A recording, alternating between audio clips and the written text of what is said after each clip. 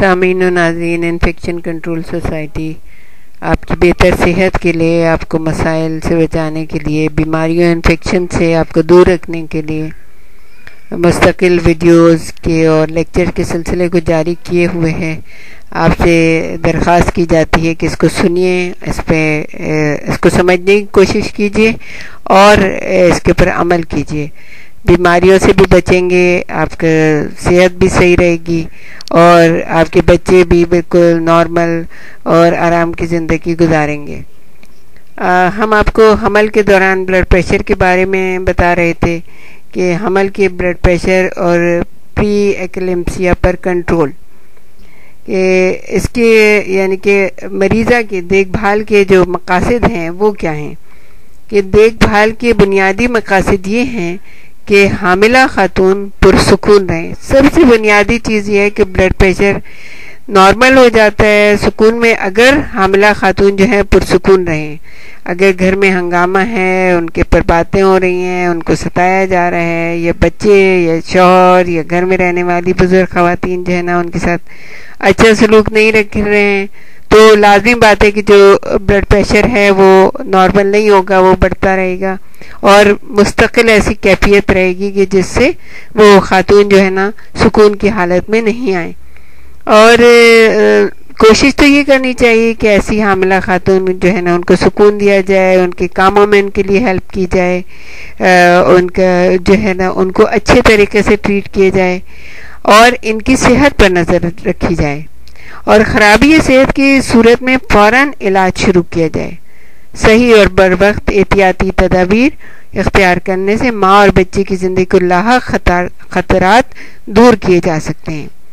پری ایکلیمسیا جیسی بیماری کی صورت میں خاتون کو اور ان کے شوہر کو تمام ممکنہ خطرات سے آگاہ کر دینا بہتر ہوتا ہے تاکہ وہ ذہنی طور پر کسی بھی خرابی کو قبول کرنے کے لیے تیار ہو جائیں، یعنی ان کو مینٹلی اس چیز کے لیے پریپیئر کیا جائے کہ پری ایکلیمسیا جیسی بیماری کی صورت میں کچھ بھی ہو سکتا ہے۔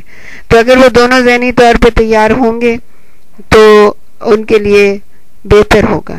ایسے وقت میں جو انہیں ذہنی طور پہ تیار کرنے کے لیے اور ان کی پریشانی کو کم کرنے کے لیے سب سے بہترین اور نفسیاتی سہارا یا تو ڈاکٹر ہوتی ہے یا نرس ہوتی ہے، طبی عملہ ہوتا ہے، یا جو ہے وہ مڈ وائف ہوتی ہے، کیونکہ وہ یہ سمجھتے ہیں کہ یہ ہماری بیماری کو، اگر آپ دیکھیں کسی نے بہت خوب کہا تھا کہ اگر کسی اچھے ڈاکٹر کے پاس جاؤ اور وہ آپ سے ہمدردانہ گفتگو کرے، یا کسی اچھی مڈ وائف کے پاس وہ آپ سے ہمدردانہ گفتگو کرے، تو آپ کی آدھی بیماری تو ویسے ہی ختم ہو جاتی ہے۔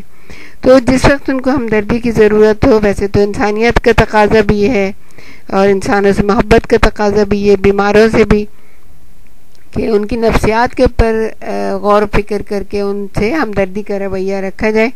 تو یہ ہے کہ عام حالات میں ان کو ایک نفسیاتی سہارا فراہم ہو جاتا ہے اور وہ بہتر ہونے لگتے ہیں۔ پہلا اس میں یہ ہے کہ بلڈ پریشر پر کنٹرول کرنے کے لیے سب سے پہلی چیز کیا ہے کہ آرام کی ضرورت کے بارے میں ان کو بتایا جائے کہ ان کو کتنا آرام کرنا ہے، کیسے آرام کرنا ہے، کس وقت ان کو دماغی جسمانی دونوں طرح سے ان کو آرام کی ضرورت ہوتی ہے۔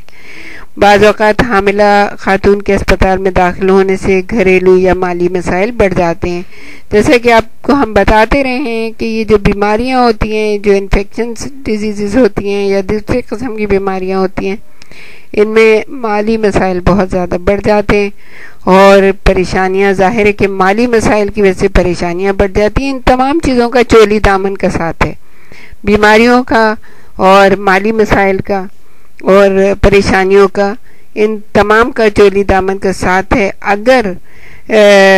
اگر یہ مسائل ہوں تو بہتر تو یہ ہے کہ جب تک ناگزیر نہ ہو، یعنی کہ بہت زیادہ ضرورت نہ ہو، تو خاتون اپنے گھر میں رہے، کیونکہ بار بار اسپتال کے چکر لگانے سے مشکلات سے بچی رہیں گی۔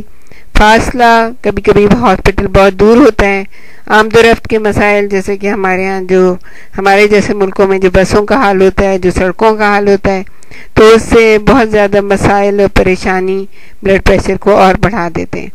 تو بہتر تو یہی ہے کہ اگر جب تک ممکن ہو سکے ان کو رکھا جائے لیکن مخصوص حالات میں جیسے ہائی بلڈ پریشر کے ساتھ اگر ٹیسٹ کیا گیا اور یورین میں پروٹین بڑھ جائے تو پھر حاملہ خاتون کو اسپتال میں رکھنا ضروری ہو جاتا ہے.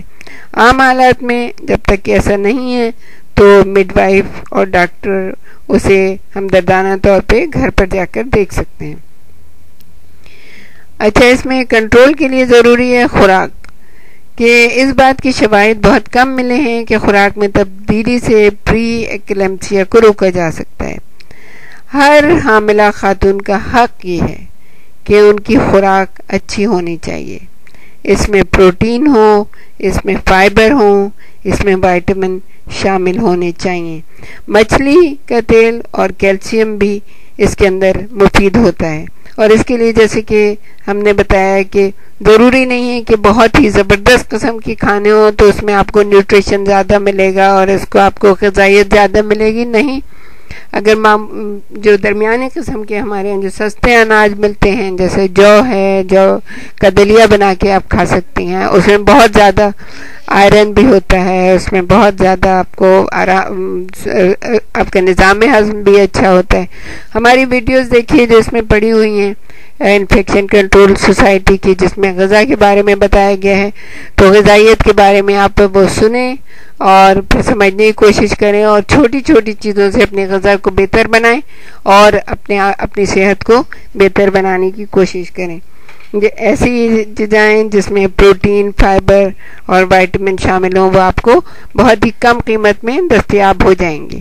لیکن شرط یہ ہے کہ آپ کو اس کا علم ہونا چاہیے، آپ کو اس کی تعلیم ہونی چاہیے، آپ کو پتہ ہونا چاہیے کس چیز میں آپ کے لیے زیادہ نیوٹریشن پائے جاتے ہیں. تو آپ بڑے آرام سے اور بہت ہی کم پیسوں میں آپ اپنی صحت کو بہتر بنا سکتے ہیں. اور نمبر 3 ہے وزن کا بڑھنا. جیسے حمل کے دوران بار بار وزن دیکھنے سے کوئی فائدہ نہیں. اس سے پری ایکلیمپسیا کا پتہ نہیں چلتا جب تک کہ دوسری علامات کو بھی سامنے نہ رکھا جائے. وزن کے مقابلے میں جسامت بڑھ جانا ہائی بلڈ پریشر کی ایک علامت ہو سکتی ہے. اس کا اندازہ باڈی ماس انڈیکس یعنی BMI سے لگایا جا سکتا ہے. یعنی BMI کیا ہے؟ وزن جو ہے وہ کلو گرام میں اور قد جو ہے میٹر اسکوائر میں کر کے آپ BMI سے اندازہ لگا سکتے ہیں. نمبر 4 کیا ہے کہ بلڈ پریشر اس وقت دیکھنا چاہیے جب کم سے کم 10 منٹ تک حاملہ خاتون بالکل پرسکون رہیں. یا عام حالات میں بھی جب تک سکون سے نہ بیٹھیں اس وقت تک بلڈ پریشر نہیں دیکھنا چاہیے. یعنی انہیں درد، تکلیف، تھکن اور پریشانی نہ ہو. حاملہ خاتون چت یا کروٹ کے بل پر نہ لیٹی ہوں، وہ بائیں کروٹ پر لیٹیں یا بیٹھی ہو تو بہتر ہے. بلڈ پریشر کے آلے کی پٹی دل کی سطح پر رہنی چاہیے. پٹی اگر چھوٹی یعنی 35 سینٹی میٹر والی ہوگی تو زیادہ سخت لپیٹنے سے بلڈ پریشر زیادہ آئے گا. موٹے بازو کے لیے 42 سینٹی میٹر والی پٹی استعمال کرنی چاہیے. صحیح بلڈ پریشر کے لیے KV یعنی آواز کا غائب ہونا ریکارڈ کرنا چاہیے. بلڈ پریشر قریب ترین عدد تک بالکل صحیح لینا چاہیے. نمبر 5 ہے یورین زیادہ ہو تو پروٹین کی مقدار دیکھنے کے لیے یورین کا ٹیسٹ روز ہونا چاہیے. 24 گھنٹوں میں حاصل کردہ نمونے دیکھ کر گردوں کے فیل میں کسی بھی خرابی کا صحیح اندازہ لگایا جا سکتا ہے. نمبر 6 ہے پیٹ کا معائنہ. پیٹ کا معائنہ روز کیا جائے. ہر تکلیف فوراً ڈاکٹر کو بتانی چاہیے. اوپر درد محسوس ہو، اگر درد پیٹ کے اوپر محسوس ہو تو یہ ہیلپ کی علامت ہو سکتا ہے، اور درد نیچے کی طرف ہو تو اس سے پری ایکلیمپسیا کے آغاز کا پتہ چل جاتا ہے. نمبر 7 یہ ہے بچے کا معائنہ. یوٹرس میں فیٹس کی صحت کا اندازہ ظاہری جسمانی علامات کو دیکھ کر کیا جائے. یعنی اس کی حرکت، دل کی دھڑکن، یعنی بچہ ایک دن میں کتنی بار حرکت کر رہا ہے. جیسے کہ آپ نے پہلے سنا ہوگا کہ وہ 10 ٹائمز اگر حرکت کرے تو یہ بالکل نارمل ہوتی ہے. اور اس کے دل کی دھڑکن اور الٹرا ساؤنڈ ٹیسٹ کے ذریعے اس کی نشو و نما اور سانس لینے کی حرکت کو دیکھ کر لیا جائے. یا اس کا خون دوبارہ چیک کر لیا جائے۔ پھر نمبر 8 ہے ہائی بلڈ پریشر کا علاج، کہ نارمل رکھنے کے لیے، اس پر کنٹرول کرنے کے لیے اس کا علاج کس طرح سے کیا جائے۔ ہائی بلڈ پریشر کو نارمل کرنے کے لیے عام طور پر ایسی دوائیں دی جاتی ہیں جن کا بچے کی صحت پر کوئی برا اثر نہ پڑے اور یورین میں پروٹین زیادہ ہونے کا امکان بھی نہ رہے۔ یہ دوائیں محدود مدت کے لیے ماں کی دماغ کی رڈ کو پھٹنے سے بچانے اور بچے کی نشو و نما مکمل ہونے تک دی جاتی ہیں۔ یعنی کہ آپ کو پتہ ہے کہ اگر بلڈ پریشر بہت ہائی ہو جائے تو اس میں ماں کے لیے کتنا ڈینجرس ہوتا ہے اور بچے کے لیے کتنا زیادہ ڈینجرس ہو جاتا ہے۔ اگر حمل کے آخری دور میں پری ایکلیمسیا ہو جائے تو اس سے بچے کے نظام تنفس متاثر ہو سکتا ہے۔ ایسی صورت میں بچے کی پیدائش کے لیے انتہائی نگہداشت کا یونٹ ہونا چاہیے۔ پری ایکلیمسیا اور خون کے کچھ اجزاء کو جمنے سے روکنے کے لیے مرض کی نوعیت اور ضرورت کے اعتبار سے ڈاکٹر مخصوص دواؤں کا استعمال کرتے ہیں۔